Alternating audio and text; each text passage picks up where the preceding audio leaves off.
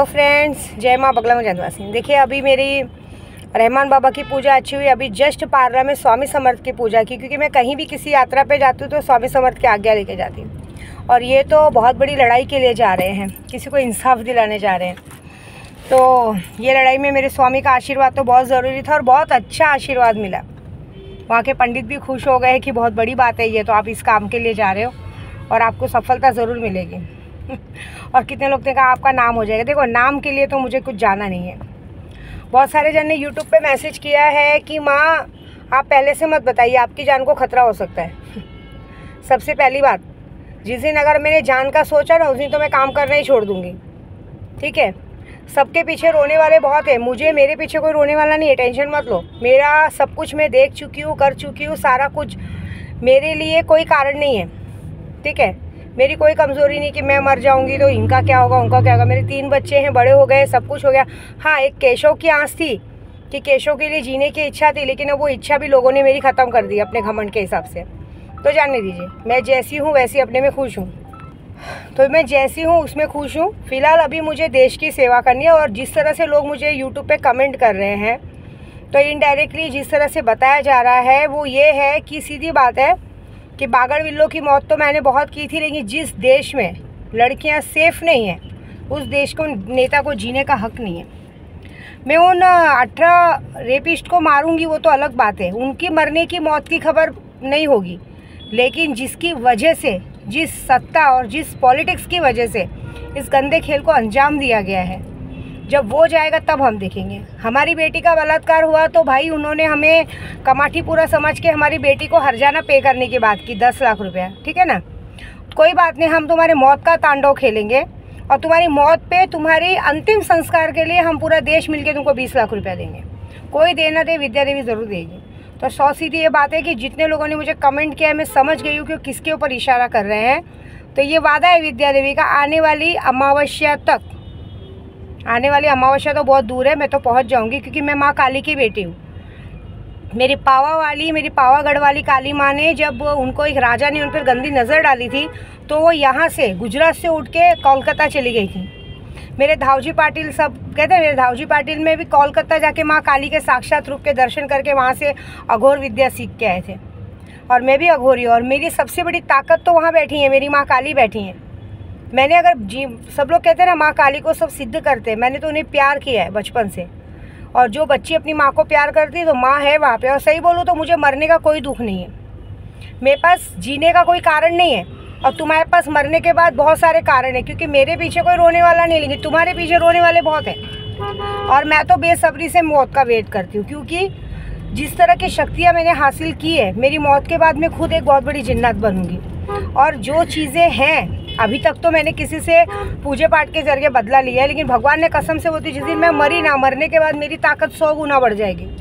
तो उस दिन तो सबसे पहला काम तो मैं अपने केशव का बदला लूँगी, जिसने मेरे केशव को पूजा पाठ करके मरवाया ना, अपने आप को सही साबित करने के लिए उसे हटाया ना, मैं सबसे पहले उसके ऊपर जाके उसके सीने पे बैठ के भूतनी बन के उसकी मौत करूँगी। ऐसी बात है। लेकिन ये बात है कि मुझे मौत का डर नहीं है। मौत तो आज नहीं तो कल आनी है, मार दो, मैं तो चाहती हूँ मार दो, आज मार दो, अभी मार दो। मारने का कोई टेंशन नहीं है। मौत के बाद की ज़िंदगी मेरी बहुत बड़ी और बहुत लंबी है, जो मैं करूँगी बहुत बड़ा रहेगा। और दूसरी बात, ये जो लोग मौत का बताते ना तांडव, इससे मुझे कोई डर नहीं है। और दूसरी बात, मुझे इस काम के कोई पैसे भी नहीं चाहिए।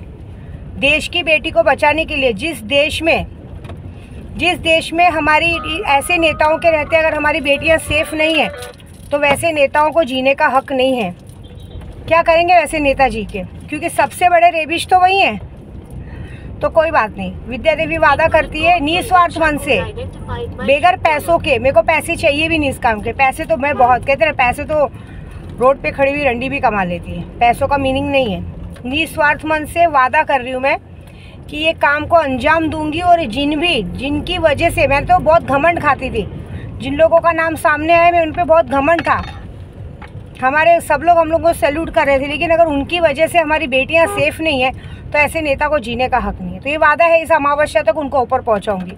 और जब ऊपर पहुंचेंगे तो खुद ब खुद पूरे कोलकाता में डंका बज जाएगा कि विद्या देवी ने काम कर दिया। और मैं आ रही हूँ वहाँ पे, मेरे ख्याल से मेरे आने से पहले ही मेरी माँ काली सुन लेंगी, क्योंकि मैं सबसे पहले जा रही हूँ विंध्याचल, विंध्यवासिनी का, जगत जननी, जगत मोहन पैदा हुए थे वहाँ उधर पहुँच के वहाँ आधा काम को अंजाम दूंगी, आधे काम तो वहीं हो चुके रहेंगे। मेरे ख्याल से शायद मेरे वहाँ पहुँचते पहुँचते मिठाइयाँ बंटनी शुरू हो जाएंगी, ये काम करूँगी।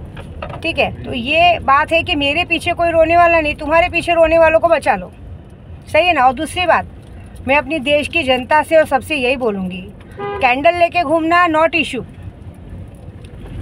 वीडियोस को बैन कराना बहुत बड़ी बात है। ये जो आजकल इंस्टाग्राम फेसबुक चालू है और इस पर जो औरतें गंदी आप रात को 10 बजे के बाद चालू करो, एक औरतें अपने आप को कपड़े उतार के जो एक्सपोज करती हैं, विद्या देवी गाली देती है, तो मेरी वीडियो को बैन कराने के लिए मेरा नंबर बंद करवा दिया गया।